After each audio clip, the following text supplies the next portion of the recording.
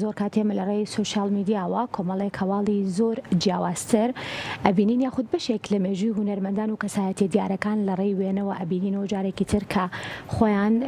جارێکتر شێریەکەنەوە بڵاویەکەنەوە لە ڕێی پەیجەکانی خۆیانەوە. هونەرمەند شەماڵ محەممەدیش لە ماوە چەند ڕۆژی ڕابردووە وێنەیەکی بڵاو کردوێتەوە کە مێژوەکەی گەڕێتەوە بۆ ساڵی 1990 دیارە لەگەڵ بەشێک لە هونەرمەندانی ترا کە وەکو خۆی ئاماژەی پێکردووە کۆمەڵێک ڕۆژانی پڕ یادگاری و جوان بوون و لە ئێستا جارێکی تر پێشکەشی هەم ئەو هونەرمەندانی کردێتەوە وێنەکە و پێشکەشی بەشێک لە هەوادارانیشی کردێتەوە.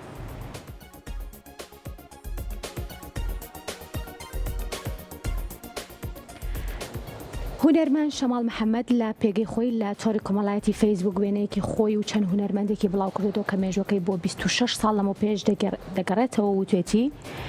کۆنسرتێکی تیپی موزیکی فۆلکلۆری ساڵی 1990 بە بەشداری کۆمەڵی هونەرمەند لەوانە مایر حەسەن، بورهان خۆشناو، بەرزان وهاب، شەماڵ محەممەد، محمود محەممەد، سامان عومەر، برایمی خەیات، عەبدولقادر